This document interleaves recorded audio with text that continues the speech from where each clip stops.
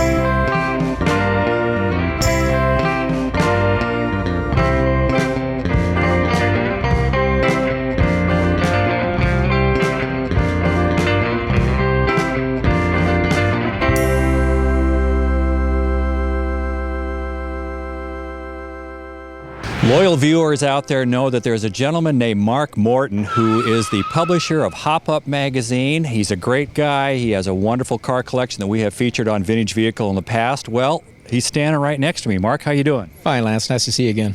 Nice to see you here at this fancy Packard thing. This is a little bit different than what we might see in Hop Up magazine. Yeah, this is the other end of the style spectrum. Mm-hmm. And you have both sides of the style spectrum, and tell us about what you have here. Well, this is a 34 Packard Super 8 Club Sedan. It's an 1104 chassis, and it's a new car for us. It's actually the specific style of classic that we were first looking for when we went looking for a classic. Mm-hmm. And it's taken us a couple of iterations, but we finally got one.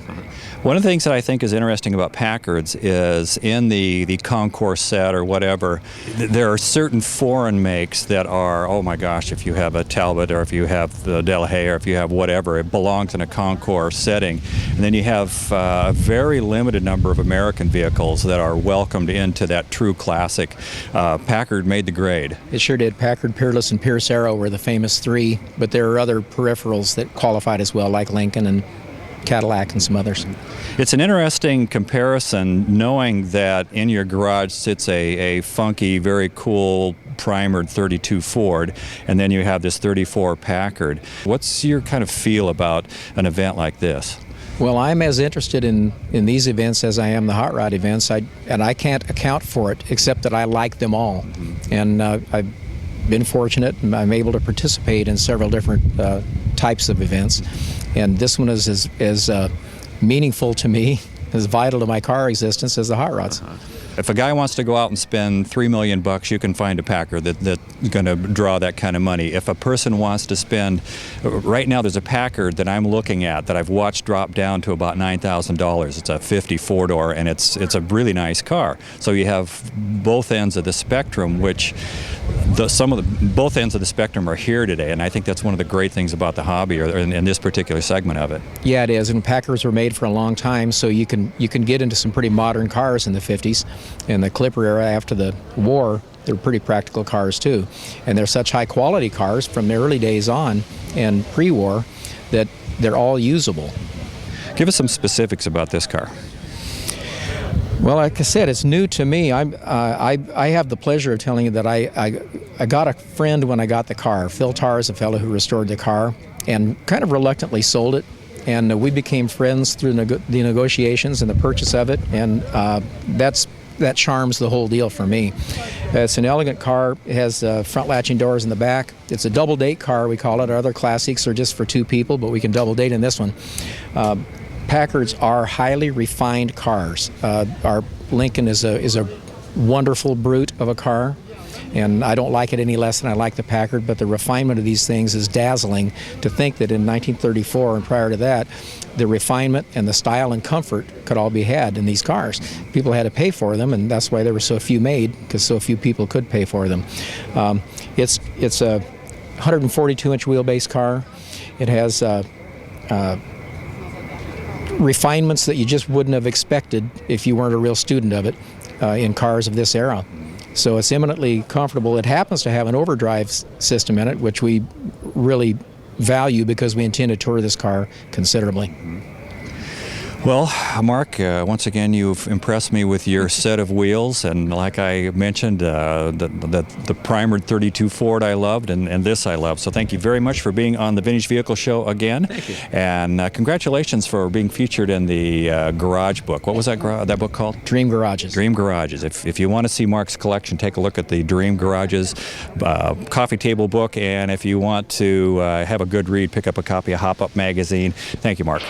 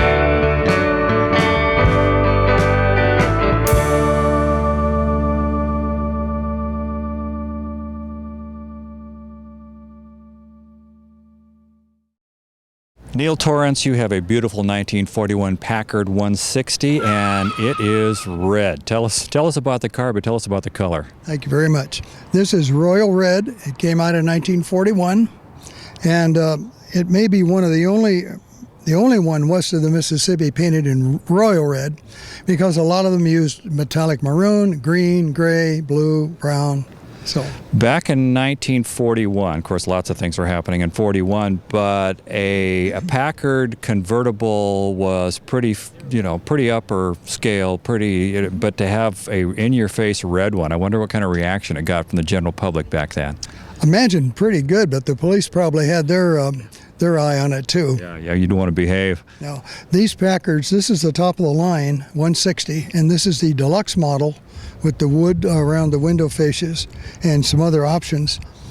And it was priced about $100 higher than the comparable 62 series Cadillac, 41 Cad. So of the models you could get that year, this was pretty much the best of the best. This was the top of the line, except unless you got a four-door convertible sedan. That would have been another $100, $150. Which was a bunch of money back then. Yes, about $2,200. Yeah. The type of person that has a passion for, say, pre-1950 Packards or pre-war Packards, what do you think it is about Packard automobiles, the styling or whatever, that makes people that like Packards like Packards? It seems like any orphan car owner is that way, but Packard people are as passionate or more than anybody else. I think that's because they're very reliable. They're quite attractive, at least I think so. You look at that tall vertical grille, you can recognize it anywhere. On the senior models, you had the option, actually on any model, of the Corman hood ornament. In 41, they were still side-mounted. Cadillac, GM, and Chrysler, they'd all gone away from those. So, it's got the flowing lines. They put the lights into the fenders in 41. And it's just a kind of a smooth Art Deco flowing car. And the engine in this power plant, what makes this propel? It's a 356 cubic inch engine, and this has overdrive. So it's running at 165 horsepower. And we've clocked these at just a little over 100 miles an hour. But you've clocked them that, but you've never actually broken the speed with this. No, sir. Yeah, no. I wouldn't do that? No, I wouldn't do that. What's your best memory? What's the best time you've ever had in this car? Well, probably in parades, and I like to show it, and I like to drive it. That brings up one of the great things about classic automobiles is you're communicating with the people on the streets at the parade and everywhere else, and it's all thumbs up. I don't think anybody can look at any year of Packard and be in a bad mood. If they looked at this red car, if they were in a bad mood, they aren't anymore. Right. Well, I would certainly hope so. Well, thank you very much. This is a beautiful car, and thank you for letting us have it on the Vintage Vehicle Show. Craig EKBERG, this is a very nice 1933 Packard. Tell us about it. Thank you. It's a Packard 1004 Coupe Roadster, one of maybe 15 cars of this year and make. My wife and I have spent about 4,000 miles this year touring in it already, and it's been to Pebble Beach twice, once 16 years ago and once this year. And we did a previous tour from Seattle to Pebble prior to the Pebble tour. That was 1,600 miles. And just finished a 1,000-mile tour with it 2 days ago. When you are driving a vehicle that is one of 15, how much of your body is having a great time and how much of it is worried about, oh my gosh, I hope nothing happens to the car? Well, I always hope that nothing happens, but I don't worry about the number 15. It doesn't work for me. But I've got other cars that are less common than this. So this car is okay. I bought it as a driver. Essentially, we had a 1931 Buick, a pretty rare car, but this was so much better for touring that we just decided to upgrade and get this car instead. Back in 1933, when Packard was marketing their cars, I would think that the big four-door sedans were going towards the president of the corporation kind of buyer. This particular one, what segment of the market were they going after with this? Well, I'd have to be guessing, but essentially, there are very few places where you could drive a Coupe Roadster, and it's a two-door car essentially with room for 2 people, and you can squeeze 2 in the rumble seat if you want to. But, you know, this would be a second car for most people. So if you're going to spend, you know, $3,000 of your money back then, which would be, you could buy a couple houses if I'm not mistaken, as a second car, you had a lot of dough. And, you know, I'm sure that everybody had a nice big 4-door sedan of some sort sitting in the garage, and this was an extra one. The level of restoration on this is phenomenal. If they opened the gate at Pebble Beach to you, you know, it's a pretty special car. A car can be a total frame-off restoration and look really good, or it can go to the length that you would need for Pebble Beach. What makes a person, you perhaps, or a sweeping generalization, what makes a person go to that extra level of we're going to really do it right? Essentially, it's just a flaw in my character. I mean, most people should never go to that extent, but I can't help myself. I want the car to be exactly as it was when it left the factory. And mostly, for me, it's more important the stuff you don't see. How it steers, how it brakes, how it drives, the engine runs, all that stuff. That stuff is just critical to me. If one little thing's out of whack, it drives me nuts, and it goes in, we fix it and whatnot. The cosmetics, that's the easiest part of the whole car. What it looks like and the fit and finish, yeah, that's simple. The driving part is the hardest part to restore. What's the power plant on this? It's a straight 8. So plenty of oomph, everything you need? It's fast.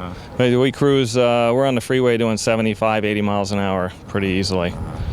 The market for collectible cars and classics, people that didn't grow up with these around are now going, hey, wait a minute, you know, I may have a '69 Camaro that's worth $1 jillion, but look at that really cool Packard over there. I could have that. You know, my grandfather would be envious. Well, I mean, I like all cars from brass era up, and I don't think that there's a segment in history that had a more flamboyant, beautiful car than the early 30s, whether it's, you know, American or European, but the cars were just, there was a crescendo for the beauty of the car, and no expense spared to build them. I started with newer cars, and then I kept going older and older, and when I bought my 31 Buick, I thought I had bought an ancient relic, and how will I ever work on it and fix it? And these cars are now, you know, modern everyday drivers for us. We consider this a modern car, because you get in a 1915 or something earlier, now you're talking about a car that's, you know, a little more primitive. Well, the next time you want to drive this modern car from Washington State to California and you need a navigator, Craig, give me a call, and I'm your man. All right. All right. Thank you. Thank you.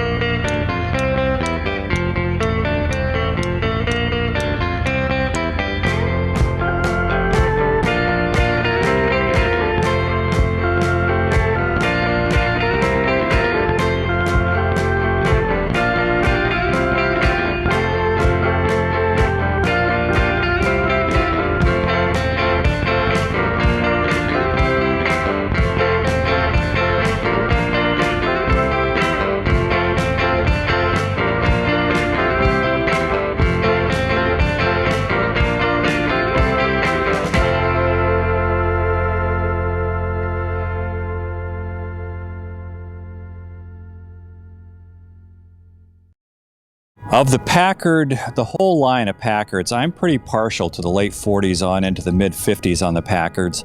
Mike Porto is here with us today. He has a beautiful 1956 Caribbean, correct? Right. Tell us about this hardtop. car. Well, actually, it's one of 263 hardtops made. They actually made less hardtops than convertibles. It's got factory air. It was the #1 factory air car for that year. Torsion level suspension. Originally delivered new in East Texas, and they couldn't sell the car, and so they traded it to a dealer in Houston for a Chrysler Windsor. He used it as a dealer car, and then a Shell geologist bought it, and then the dealer bought it back where the guy I found it from found it in his front yard in Arkansas, and that he bought it in 1977, and I bought it in 1991. I think Packard did a spectacular job in say 55 and 56 of working with a limited budget and taking a car and jazzing them up to make them look a little nicer. They really did. If you take a look at this car and then you go and look at the 51 to 54 body, you'll see there's a lot of similarities, like the location of the door handles and how high the fenders are and what they did about reworking the front fenders and the back fenders. But then by then they were using their torsion level, so they gave it a totally different ride and totally different suspension. And then they dropped the V8 in, which made a big difference too, instead of the old straight 8. So pretty neat. The engine in this, what's a cubic inch, horsepower? What gets this thing up and going? The engine, I think, is a 374, and at the time I believe it was the largest horsepower engine, save the Chrysler 300, which of course was 300 horsepower in a 331 Hemi at the same time, or 354 I think. So I'm not exactly sure what it all numbers out to be, but they made it with their Ultramatic transmission, which was not the best effort Packard put out in terms of a transmission, but it does get it down the road. So you're not going to win any light start-offs from a traffic signal with this thing, but they do run pretty well. Mike, one of the things that's very interesting about these Packards is the interior. There's something unusual. Tell us about it. Well, everybody had to have a gimmick. So one of Packard's gimmicks, besides push-button transmissions like Chrysler had at the same time, was the reversible seat cushions. And on one side, you sat on fabric with some leather trim, and then they were able to be flipped over, and you were sitting on all leather. So it worked really well, and at the end of 1956, the leftover cushions, I understand, they sold to boat manufacturers and they used them for cushions in boats. So this car has the reversible seat cushions that was part of their history back then. When they were using that in their marketing, was it winter driving and summer driving? Exactly. If you look back at some of the old ads where they showed it, and there were very few ads for these, but the old ones, they do talk about in the summer to be cooler versus the winter to be warmer. And you look at the ads and it's in there. That was a good call. Yeah. Good gimmick. The scariest guy in my neighborhood when I was growing up, he just was this crabby guy, delivered newspapers to him. He had a 56 Packard, and me and all my hooligan friends would sneak up and jump up and down the back bumper and make the hydraulics go up. Mm-hmm. Oh, yeah. And the best part of that story is that scary guy, a couple of years later, was my stepfather. Ooh. Yeah. And he was a wonderful guy. And as he said, if you'd been married to my first wife, you'd have been crabby too. Oh, so. Okay. Well, the torsion level is very unique, and a lot of people came along with other things like that later on. And of course, now we have the hydraulics that all the lowriders get into and this type of stuff. But Packard was really kind of the first with the wind up on the torsion bars and the wind down. And you never hear of any problems with those. You hear about problems of other parts of the car, but you don't really hear problems with the torsion level. And we've been real lucky with this one. We've loaded it up and loaded it up and loaded it up, and then all of a sudden, 7 seconds later, the back end just comes back up, and we're perfectly level, and off we go. And if you hit speed bumps or anything in these things, it's amazing. You don't feel them. You just drive right over them. Mike, thank you very much for being on the Vintage Vehicle Show. Not a problem. Thank you.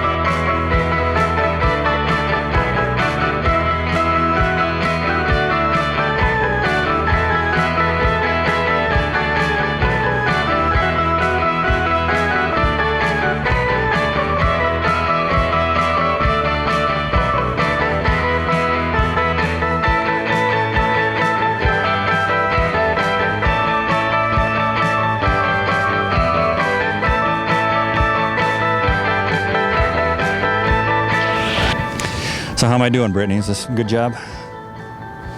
Wipe it that way. Right that way? So the One direction. One direction. Okay, you'd think I'd never done this before. Hey, we have appreciated you joining us here at the Packard Grand Salon Car Show in Newport Beach, California. We've had a great time, some wonderful cars, some nice people. Thank you for watching, and we'll see you again next time. And Brittany, so what I was doing earlier, where I would go this way about 100 times and that way about 100, that's bad? Yeah. Okay. You're just pushing the dust around. It doesn't really help. Okay, all right. See ya.